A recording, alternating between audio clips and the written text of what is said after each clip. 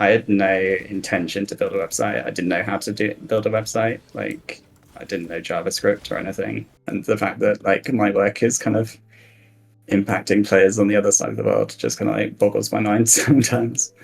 Hey guys, welcome to another episode of Double Up Interviews. Today I'm joined by Guthers, the founder of MetaTFT, one of the biggest, if not the biggest, TFT stat websites out there. Welcome to the show. It's a pleasure to have you here. Yeah, thanks for having me.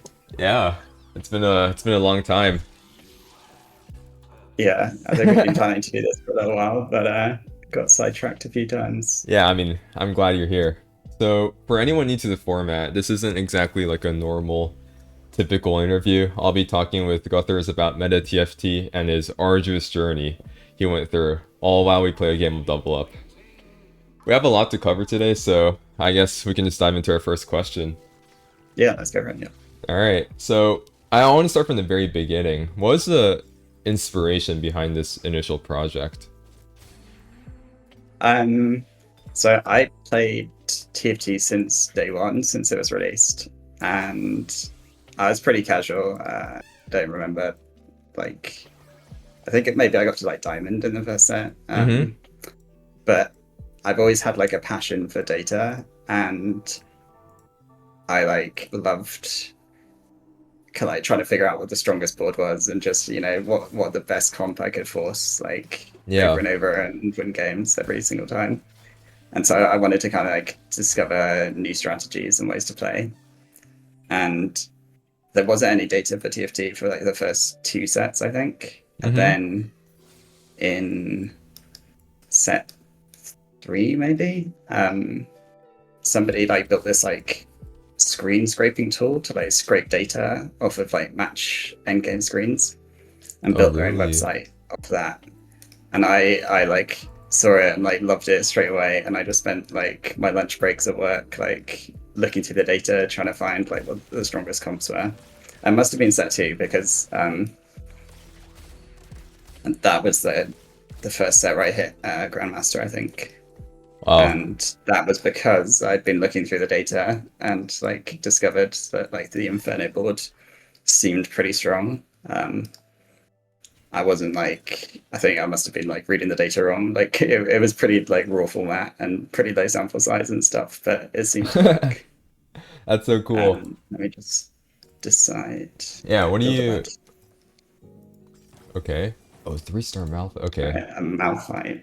I mean, I can crew probably with this. Yeah, I think crew sounds really good. I'm gonna go Prismatic Destiny. Ah, birthday present. My nightmare. Yeah, so you said you were working on it over like your lunch breaks and stuff? Yeah, like I just like be scrolling through this website this guy made of Uh-huh. like scraping this data. Yeah. I was like really interested in it. And then I think must have been set 3.5 maybe. Mm-hmm. That's when Riot announced the Riot API, and it also happened that I quit my job at the Oh. exact same time, and so I had a bunch of free time, and I just wanted to like practice looking at some data for myself. Mm-hmm. So it was And just so like I perfect put timing. together a data set. Uh-huh. Yeah, I was working as a data scientist at the time, I see. and I wanted to see if I could use some of like the techniques that I knew to kind of like explore the data a bit more in depth.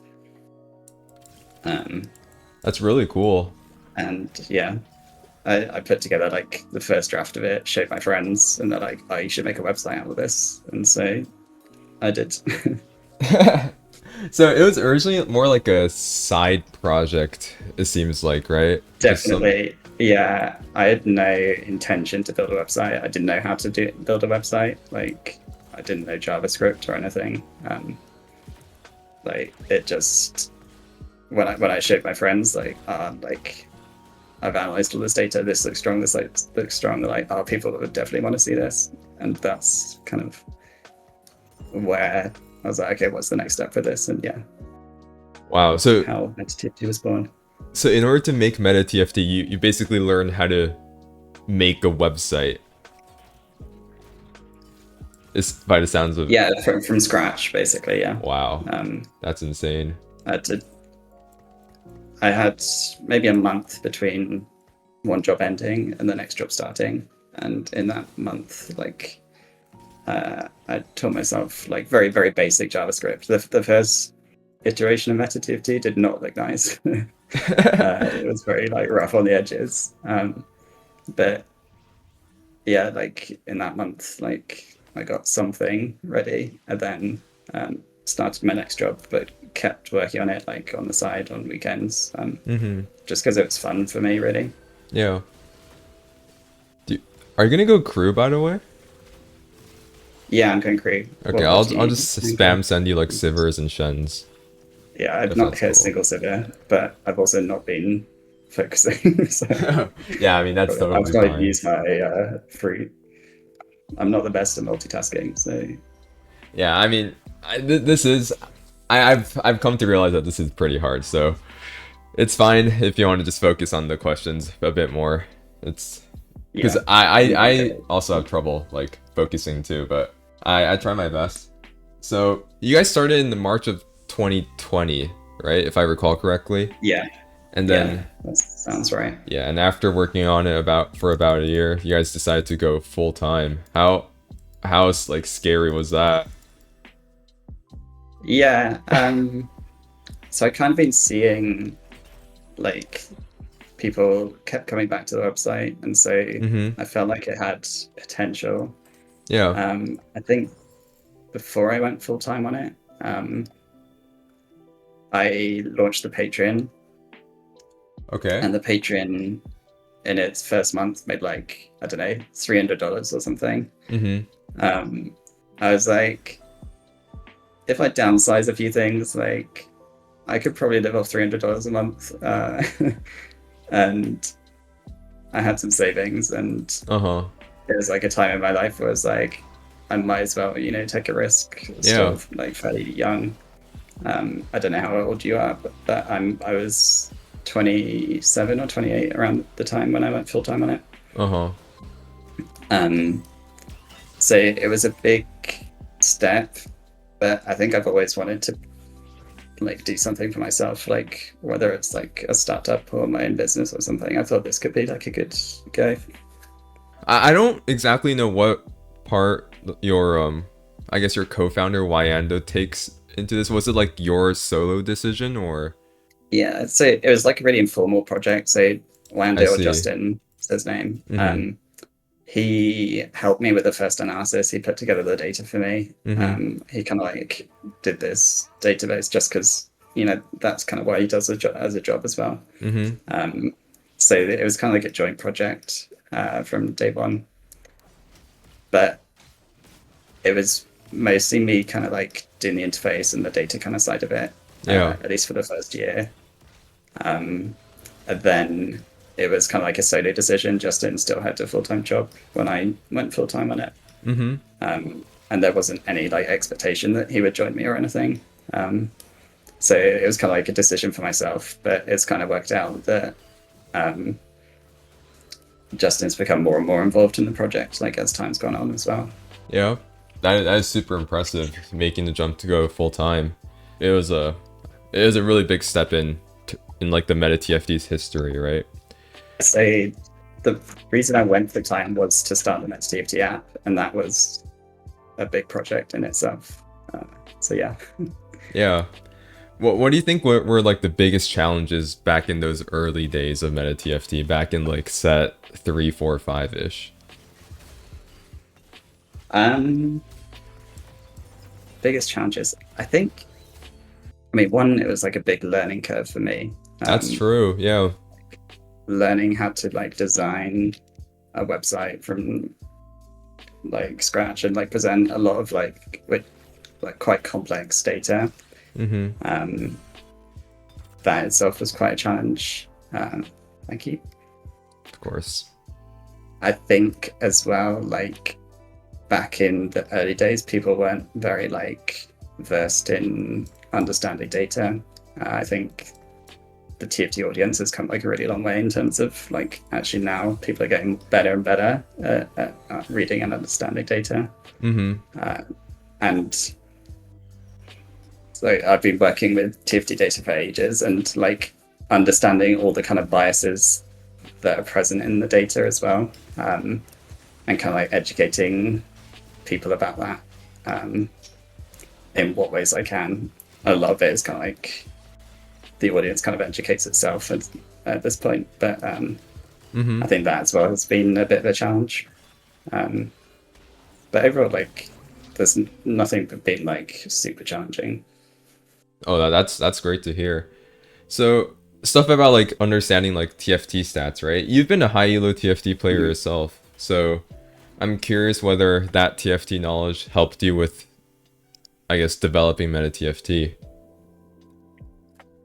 Definitely, I think one thing I've come to appreciate is being able to design and build something for yourself is like the best way to build.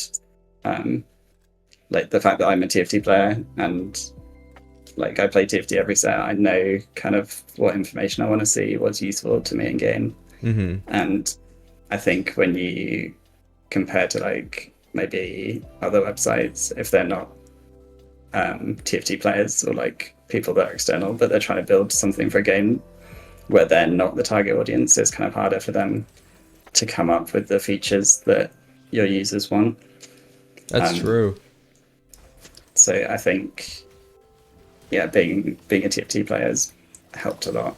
I'm probably not high elo by a lot of people's standards. I don't have that much time to play because most of my time is spent working on MetaTFT. Yeah, fair But enough. I kind of get to masters, so then sit at masters every Mm-hmm. set, or at least I try to. I mean, yeah, that makes sense, right? If you're like an outsider, like quote unquote outsider working on a TFT app, you don't know like what players want, what players think, what players value more, right? It's like you Yeah, just don't have that experience, and I guess that makes you different as a developer. Do you think the early days of MetaTFT was harder to, I guess, like develop compared to like nowadays, or do you think it's still like equal difficulty?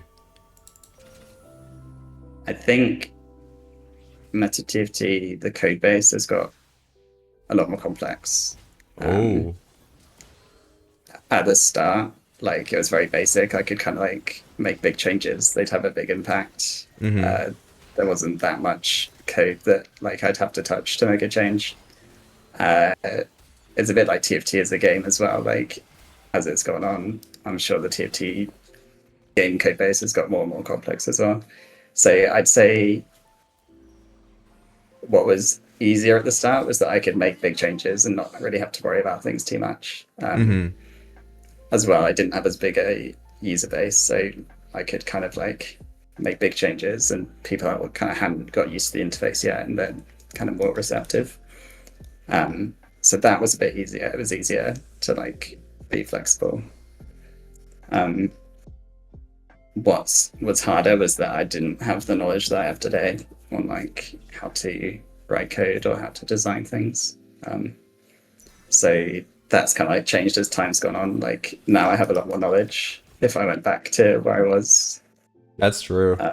like a few years ago, I'd probably do things very, very differently. Uh-huh. But yeah, it's like the challenges have kind of evolved over time. Yeah. Do you want 8 rerolls or a random component? You can give me 8 rerolls. All right, bet. I am crew after all. Yeah, I think being a meta or not meta TFT, being a TFT developer is it comes with a unique set of problems where I guess one of the greatest things about being a TFT player is that you get new content every 3 months, right, with a new set. But Yeah, as a developer, you need to follow that, and that seems super hard to just keep up. Is it?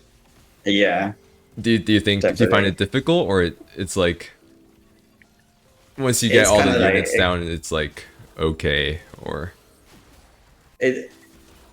It's part of the job, I think. Like when a mm-hmm. new set goes live, I've written a lot of code that can like go and grab all the updated information, So that kind of part isn't too difficult nowadays, but Mm-hmm. the fact that you're working with a code base that, or like the TFT data files that we read, they could change, like they change a lot set to set, but they also change a lot patch to patch. And so at any moment, like something that I've been using could suddenly change, and I've got to react to that.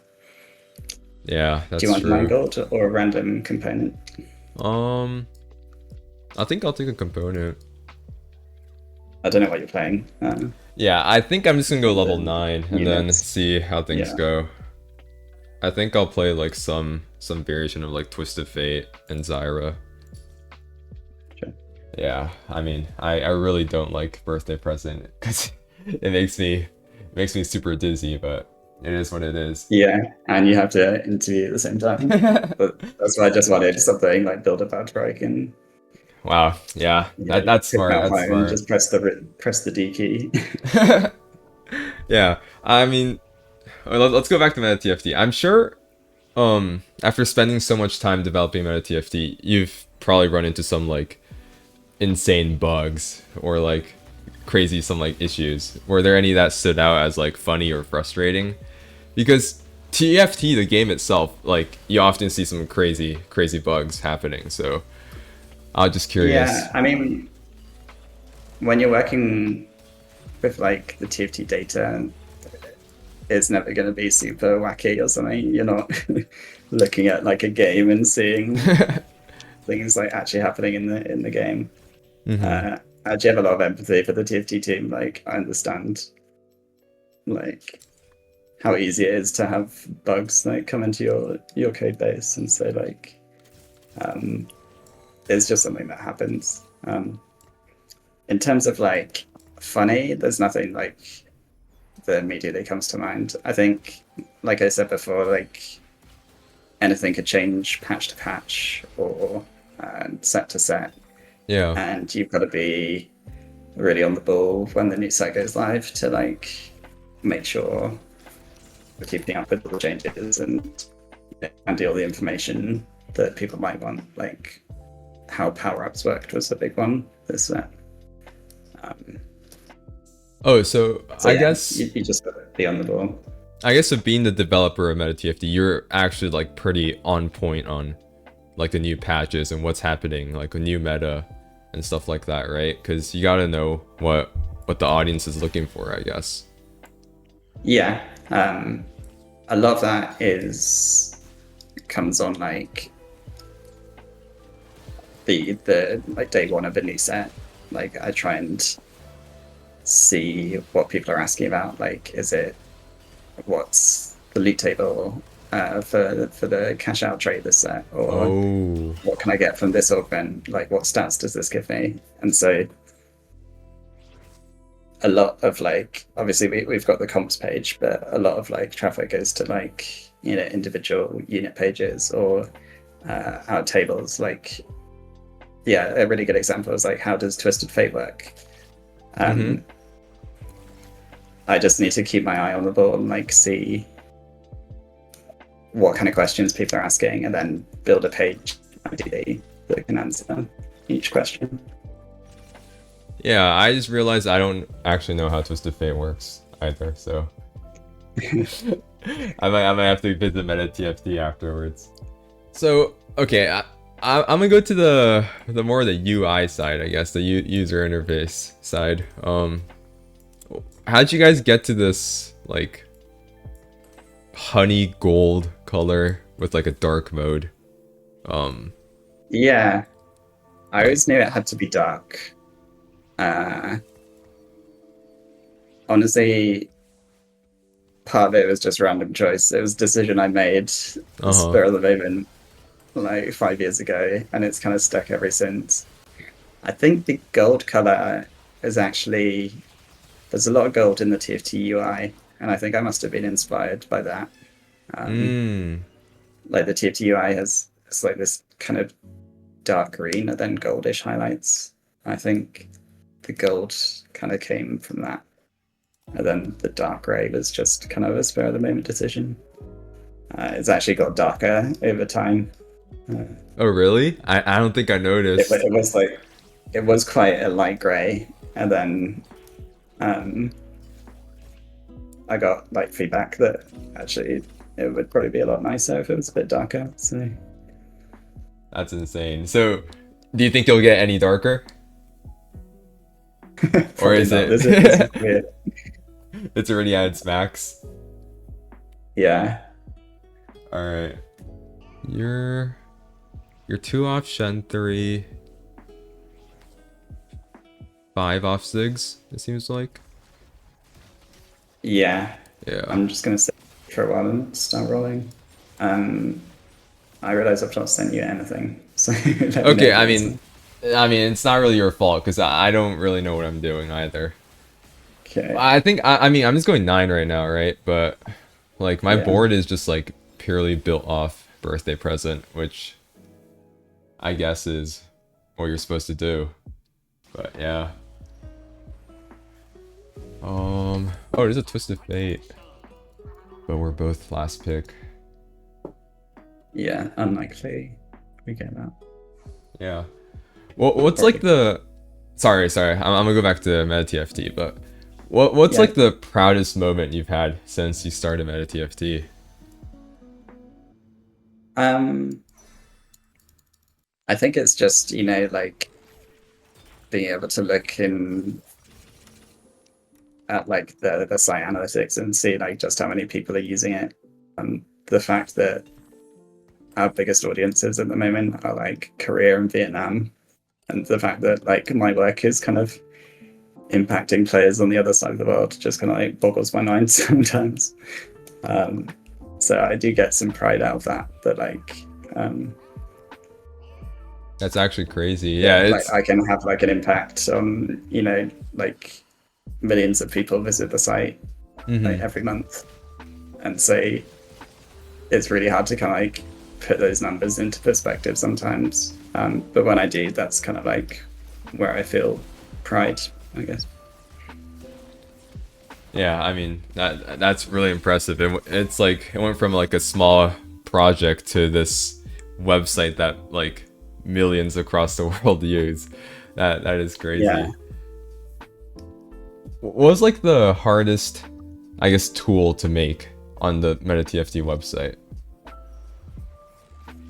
Um, so the first tool was the comps page, Mm-hmm. uh, and the algorithm that kind of like finds comps and identifies them is something that I've just iterated on like every single set. Like it needs tweaking, it needs adjusting to make sure that it's showing like accurate data. Mm-hmm. And I think just the amount of time that I've spent tweaking that um, means it's probably like the most difficult or the part of the site that has had the most like attention, I guess. Uh-huh. Um, but at the same time, I think like the Explorer is probably, from a tech perspective, like the most complex.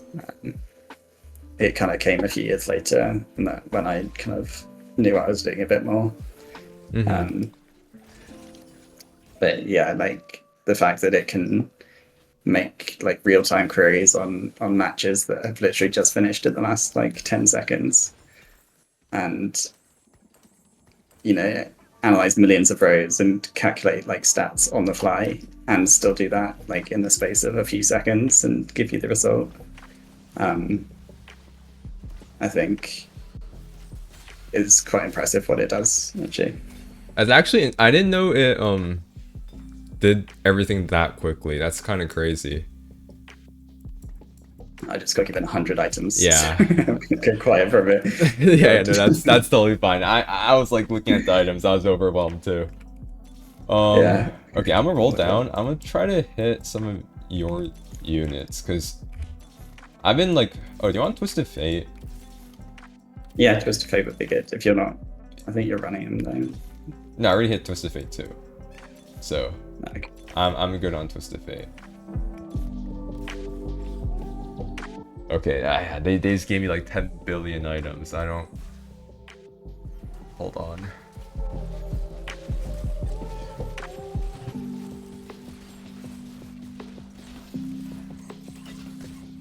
Do you need any items, by the way? I realize I can send you some if you need Yeah. any. Because, I mean, I just have... I mean, bows are good for Twisted Fate. Sure, yeah. Just give me whatever. I'll take anything. Okay. Do you also want 12 gold or a component anvil?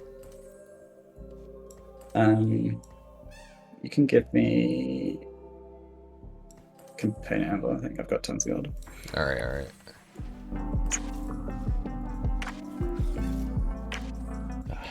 It's kind of crazy that this is a full prismatic lobby with like 2 prismatic orbs. Yeah, yeah, they could have given us.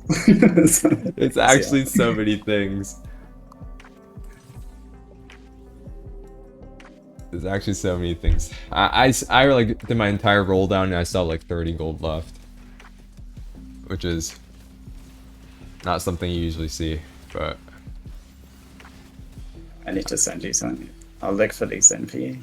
yeah, just look for, I guess, Zyra and Juggernauts, but like or Set actually. Yeah, Set would be really nice. Okay. I guess I want to go back to, oh, what'd you hit? Oh, thank you.